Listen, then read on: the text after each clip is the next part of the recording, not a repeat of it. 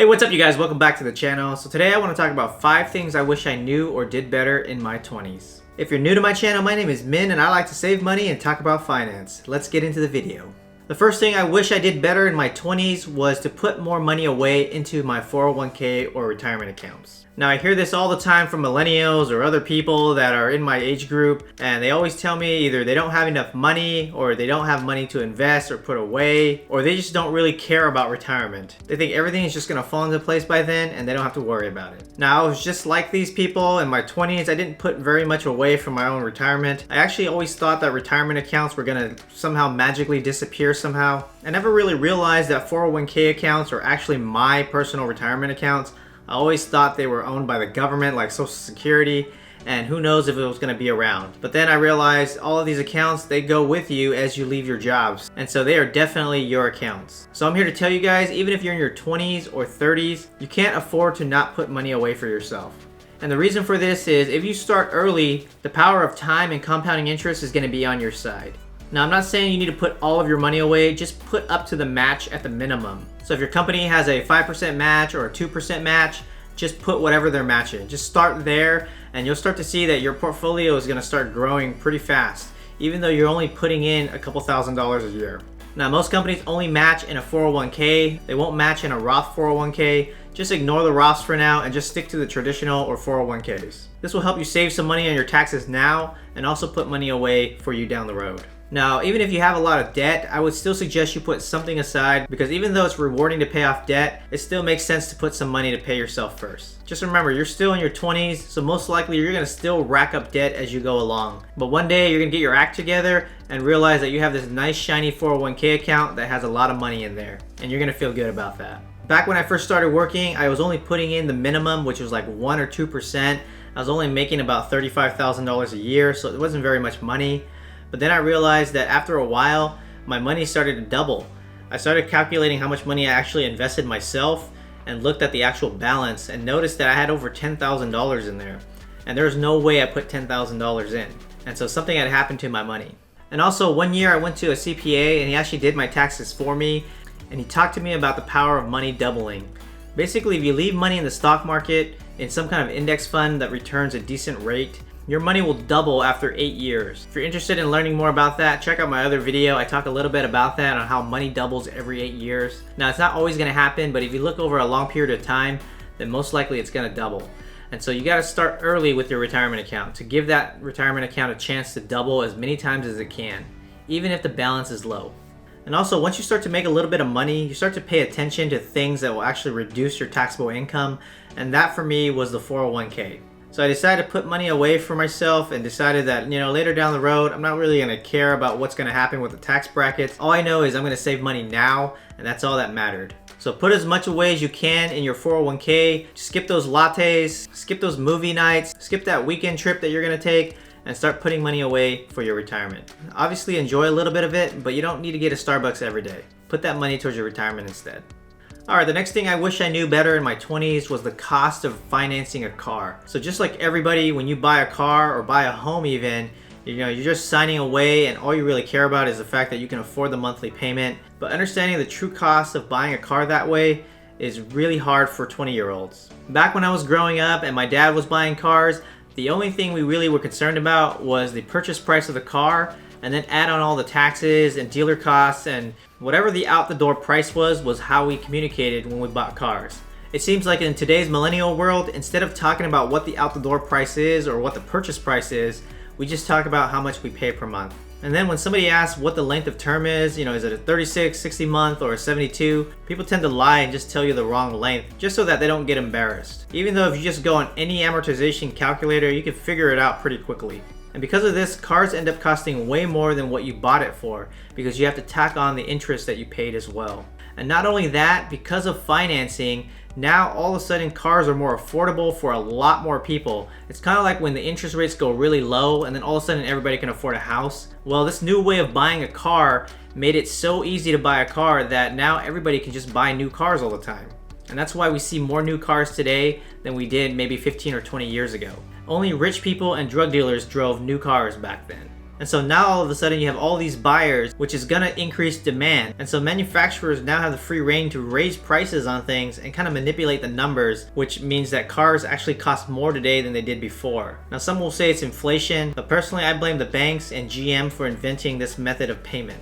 Heck, even my dad is now talking about monthly payments. And so you can see here, even the last generation is starting to talk this way now.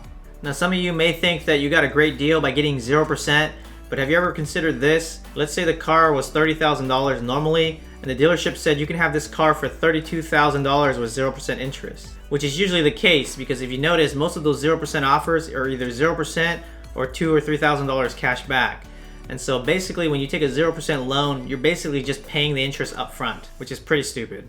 And so you can see here, this method of buying cars is not very smart. It's made it more expensive for people who actually have money that want to buy a car because they have to pay this new high price because everybody can afford cars now. And also you're paying more because you're paying interest over the life of the loan, which adds $3,000 to $4,000 to the car, or maybe even more if your car costs more. And so a lot of this stuff nobody really understands or talks about. All they know is after 5 years, they pay off their payments and their car is owned outright, even though they paid $35,000 for a $30,000 car when all was said and done. If you're curious about how to win when buying a car from a dealership, I'm gonna make a separate video about that on how you can win by playing their game. Make sure you guys subscribe to my channel for that one. The next thing I wish I knew or did better in my 20s was to make sure that I had a lot of cash, because I missed a lot of really good opportunities during the 2008 market crash. So I was fortunate enough to be in my 20s during the recession, and I was actually already working and starting to build up my career. And fortunately for me, I was able to pick up one property, but had I known that this event can actually happen, I would have saved a lot more money and tried to pick up a lot more properties. I had no idea that homes were so cheap and that they'd never be that cheap again unless another event happened. And so one thing I noticed about a lot of people who are wealthy is that they actually got in on this 2008 recession.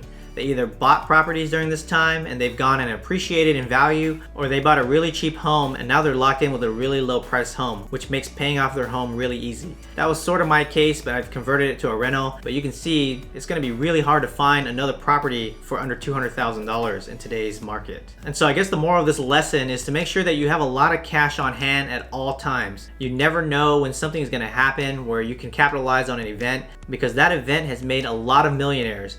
And it's gonna take a lot longer for you to make, $100,000 or $200,000 than it is to buy something really cheap like real estate at the low and wait a couple years and have it appreciate in value. A lot of wealth and net worth is built this way, and it shaves off many years for retirement because it takes a long time to save a lot of money. Ask me how I know. Hopefully all these forbearances is gonna cause another event like that, and you can bet I'll be ready to pick up some real estate if it actually goes down. The next thing I wish I knew better in my 20s is that once you get to your 30s or maybe 40s, you start losing all of that free time you had. And so for most people, they either get married or have children, and at that point in life, you're not gonna have enough time to do anything.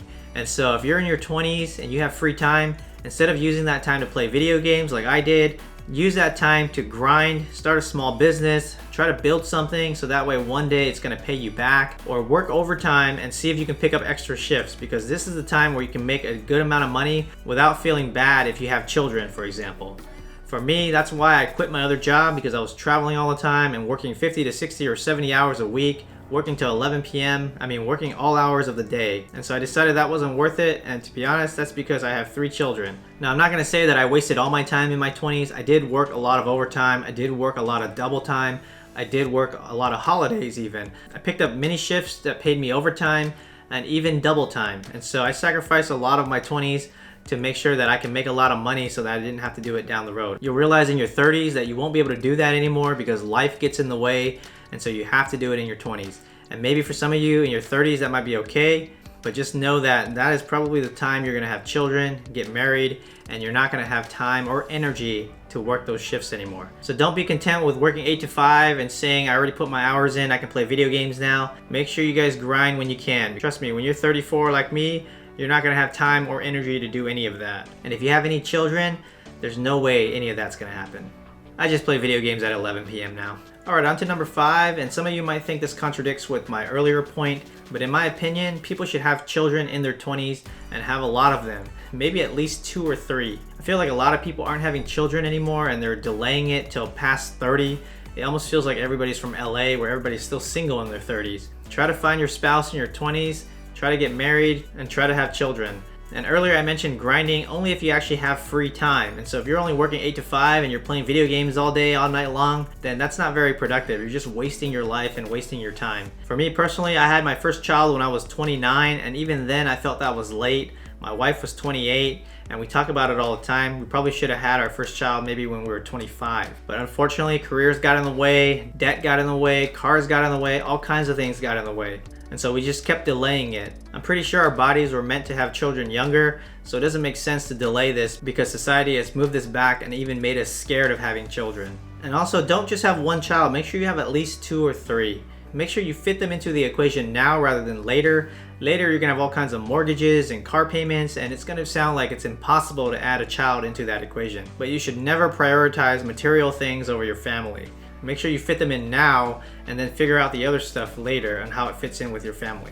And also, never put yourself in a financial situation where you cannot have children. And what I mean by this is I see a lot of people out there where they cannot have children because they can't afford daycare or they can't afford to stay home. That probably means that they bought too much house or too many cars and didn't realize that one day they're probably gonna have to stay home and take care of their child. And so this is why I talk about this in my other videos, to always rely on one income when you're buying a house. Don't take out a 15-year loan because now you're just prioritizing paying off your house versus having a family, which is ridiculous. And don't buy such a big house because that's your first home, not your last home, and definitely not your dream home. And so make sure that you can actually pay it with one person's salary. And definitely try to stay out of debt because debt will actually delay everything.